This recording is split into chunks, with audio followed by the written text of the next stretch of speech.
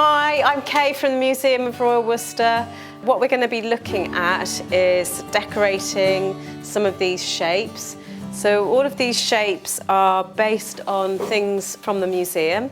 We're supported by National Lottery Heritage Fund, and their key goal obviously is to increase engagement with heritage and broaden the number of people that feel able to learn more about the heritage of their specific place. So it particularly focused on Worcester porcelain and the theme of the food and drink history of this collection. That's the coffee cup.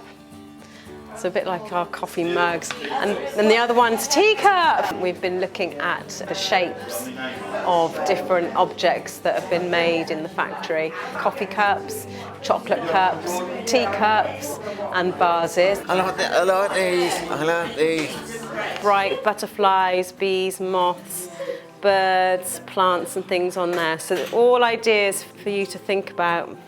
So I've chosen watercolour paints because they come out really nicely on the wood. And then I thought you could probably add, so there's some dried flowers and things on the table that you could add.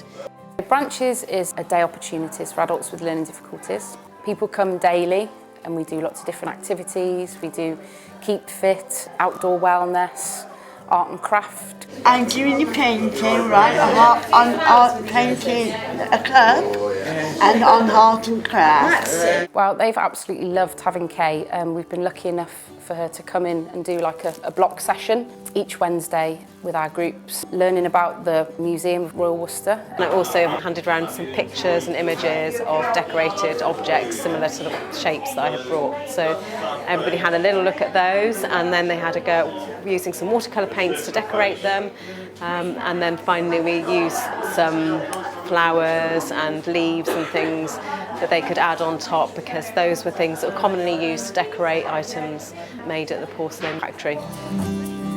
They may not be able to or feel confident to visit the museums, so by going into their setting, we've been able to reach a wider range of people to make those engagements with the collection and its history more approachable and in a more comfortable environment and more imaginative. It's very therapeutic for people, especially people with learning disabilities and people with limited communication. Some people can communicate through art and craft and music and different things like that, the arts.